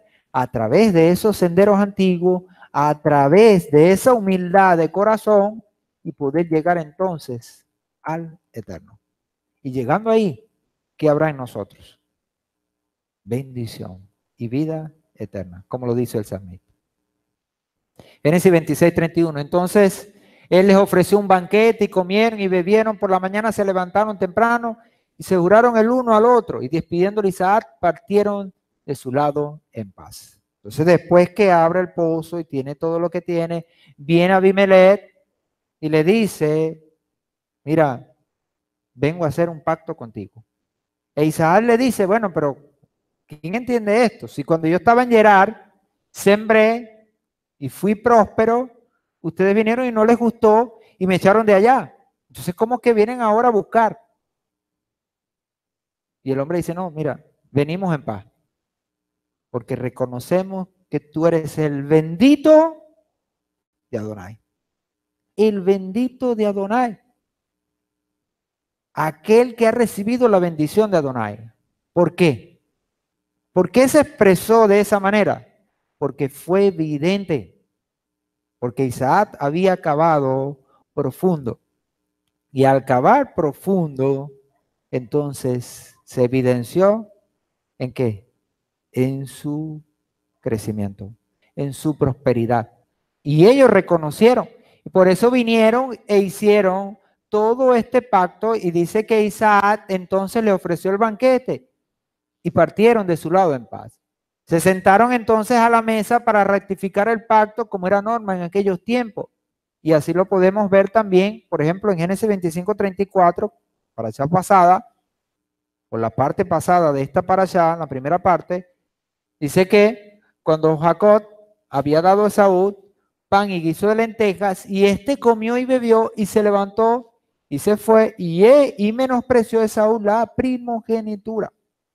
Esa comida y el hecho de comer allí ratificó o fue evidencia de una concertación de pacto, de un negocio, si podemos decirlo de esa manera. Así vino entonces Abimelech a hacer pacto con Isaac. Y sucedió que el mismo día los siervos de Isaac llegaron y le informaron acerca del pozo que habían cavado. Y le dijeron, hemos hallado agua. Y lo llamó Shiva. Por eso el nombre de la ciudad es Beersheba, hasta hoy. Este fue para algunos el cuarto pozo y para el otro es el quinto pozo que cavó Isaac.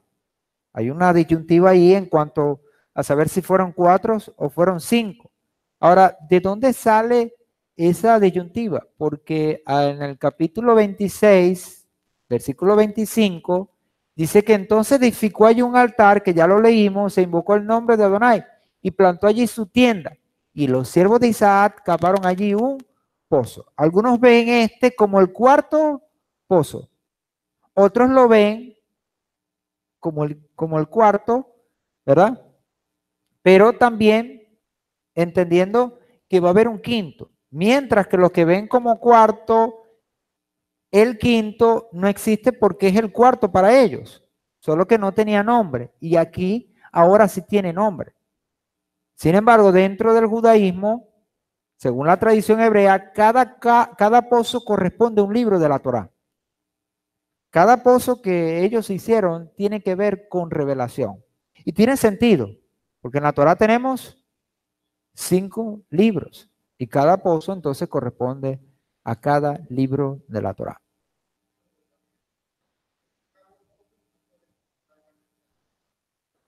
Es igual un pozo.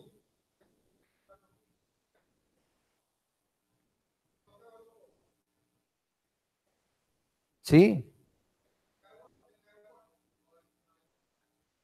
exactamente. Eso es posible también. Que uno haga un pozo, por ejemplo aquí, ¿cuánta gente no está haciendo pozo? Y muchas veces hay gente que ha estado semanas y no consigue. Semanas y no consigue. Otros consiguen rápido, que es lo que está diciendo el hermano. Sin embargo, bueno, nos dejamos llevar también por el hecho de la correspondencia. Si se va a comparar, por ejemplo, el hecho de los pozos, porque tiene cierta, ¿cómo diríamos? Comparecencia de los pozos con los libros de la Torá, que es lo que estamos informando dentro del judaísmo, vemos que tiene entonces sentido de que fuesen 5 los pozos que se cavaron, ¿ok? 5 los pozos, porque corresponden a cada libro de la Torá. El nombre Beersheba había sido dado lugar por Abraham, también en aquel famoso, en Génesis 21:31, en la famosa concertación de pacto con Abimelech.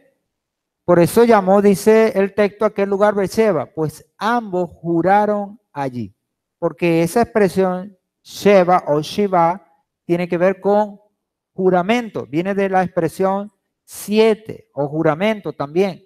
Y ver, que es la expresión que se usa para pozo. De ahí entonces Beersheba, el pozo del juramento. Ese nombre quedó allí. Ese es un lugar dentro de la geografía en la tierra de Israel muy importante. Hasta hoy, esa ciudad o ese lugar es reconocido con ese nombre. Es decir, que el Padre y el Hijo llaman al lugar con el mismo nombre. ¿Eso qué evidencia? Evidencia la relación entre Yehoshua y el Eterno. ¿Qué hay qué? Hay esa correspondencia, hay esa unión. Nosotros tenemos que entonces también buscar esa unión con el Eterno. No el Eterno con nosotros, sino nosotros con el Eterno. Como lo determina el Eterno, así también nosotros determinarlo de la misma manera. Aquel mismo día, en el mismo día cuando juraron un pacto, el pozo recibe el nombre de Shiva, 7, que se parece a Shebua, juramento. Por eso el nombre de la ciudad entonces Beersheba hasta hoy. Y decimos hasta hoy literalmente. En Génesis 27, 1, 2. Y aconteció que ya siendo viejo Isaac, esa expresión siendo viejo es relativa. Porque cuando se es viejo, cuando uno es viejo, es relativo, ¿no? Sin embargo, uno busca por allí y dice que viejo para él ya era de 120 y pico de años, 130 años más o menos. 130 años más o menos. Algunos dicen que él se basó en los años de vida de su mamá. ¿A qué edad murió Sara? ¿O Sara?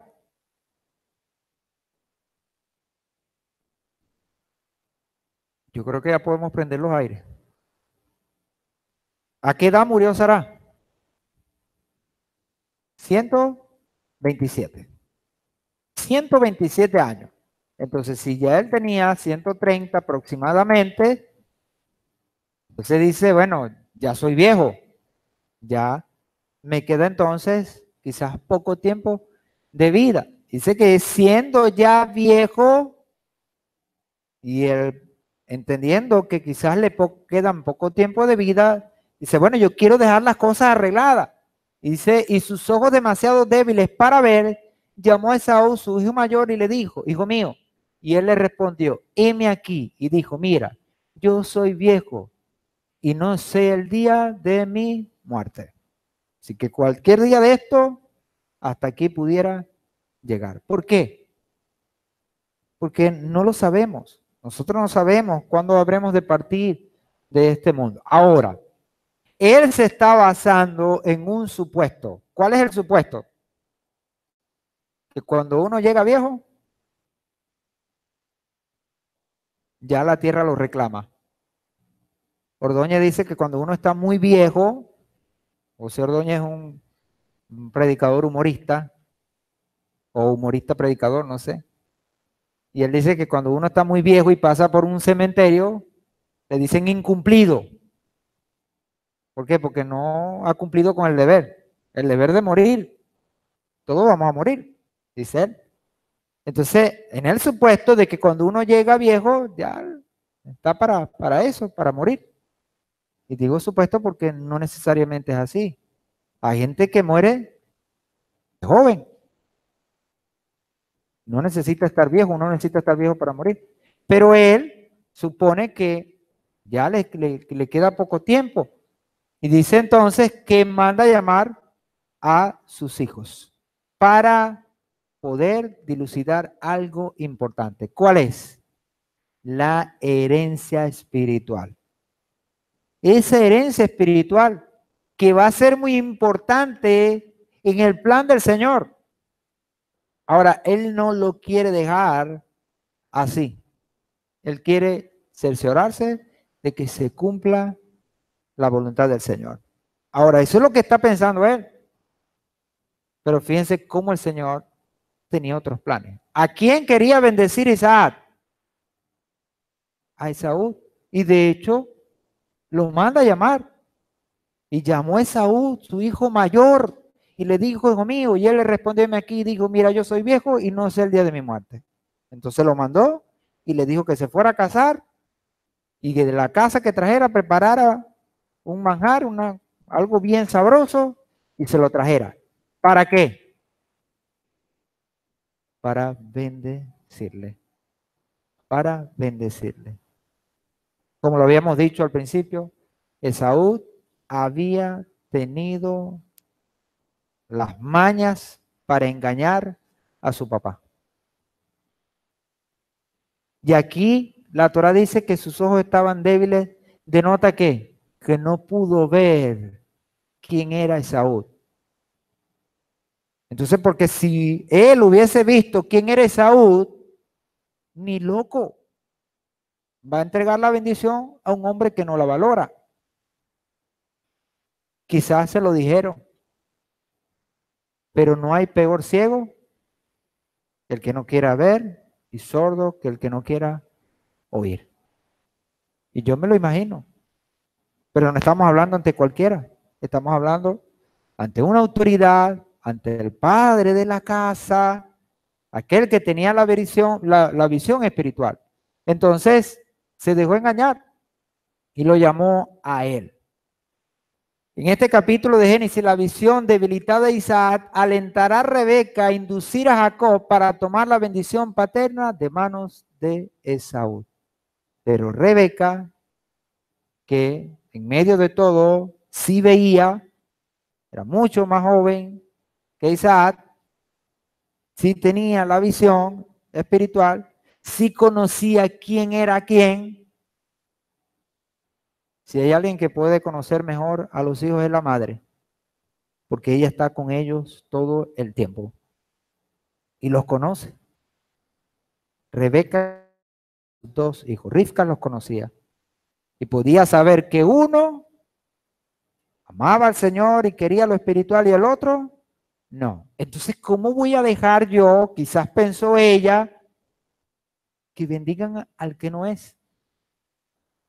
Porque si lo bendicen, mira, ahí se quedó. Y entonces esto va a ser una catástrofe.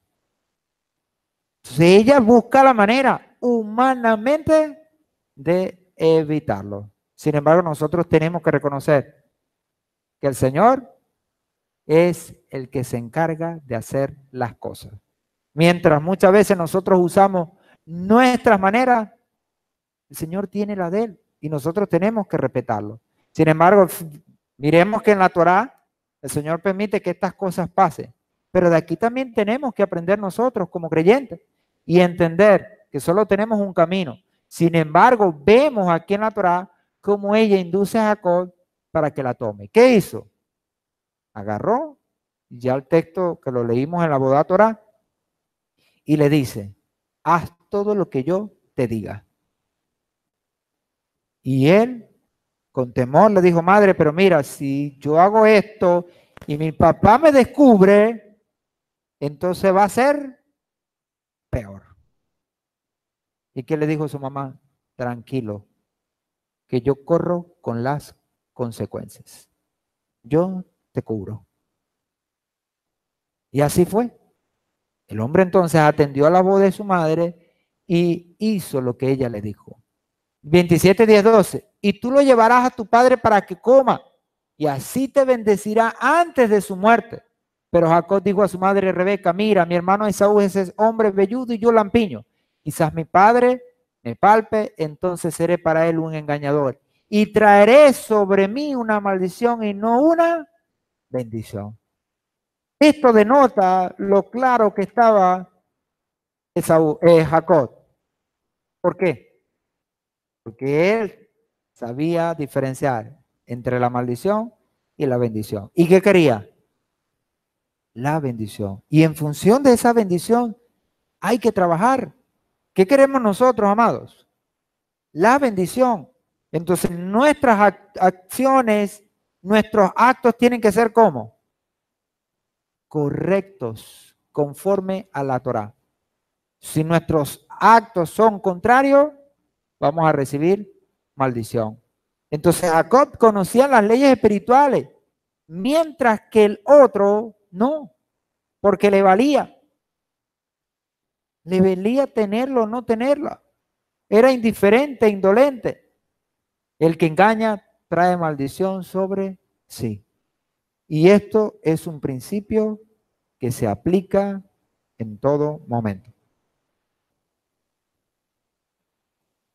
A pesar de que con esto consiguió la bendición, posteriormente vamos a ver un Jacob que tiene que sufrir consecuencias de su engaño.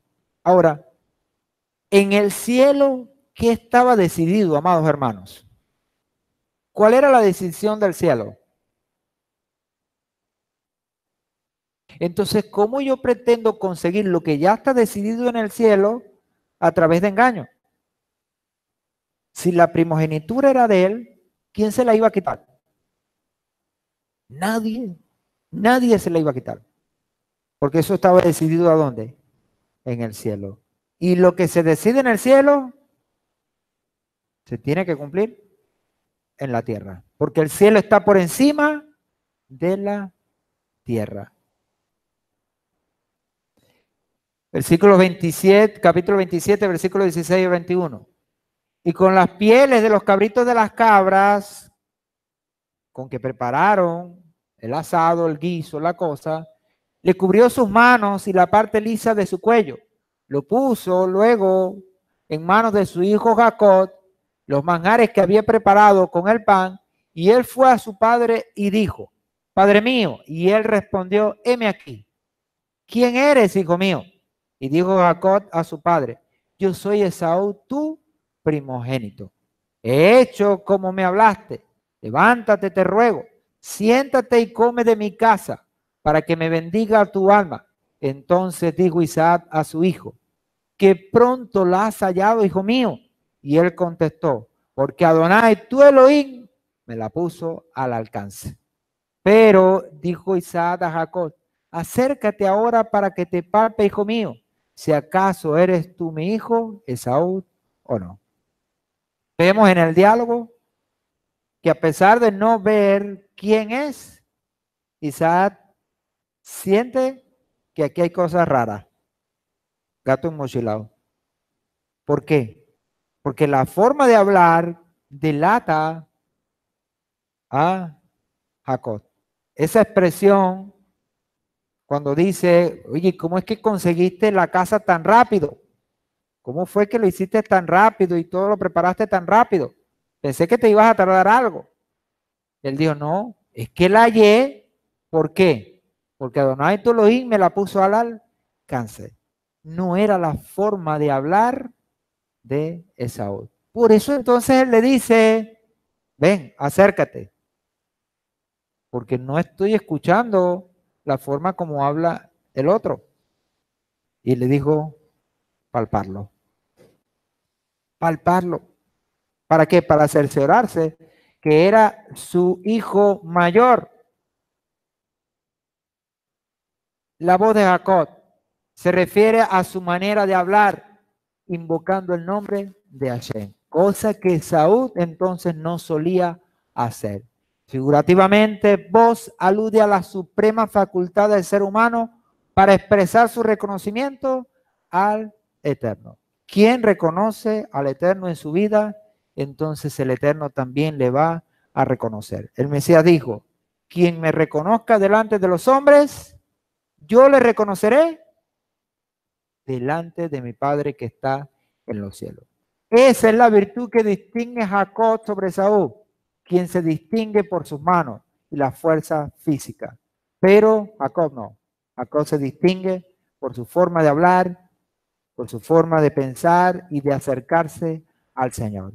Y esa es la diferencia que había entre ellos, que denota entonces que la bendición fue reservada para Jacob.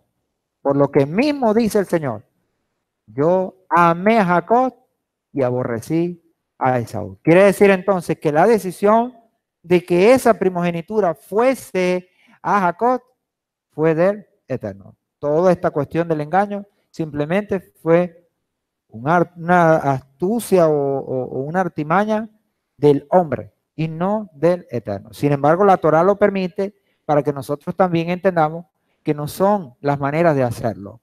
Con esto entonces estamos terminando esta porción número 3, para el número 6, la parte 3, en la capítulo 27, versículo 21, hasta el capítulo 28, versículo 9. Estaremos entonces estudiando la próxima semana Mateo 6, 24 al 34, los escritos apostólicos, y la Haftará Agdías, capítulo 1, versículo 1 al 10. Bueno, shalom a todos.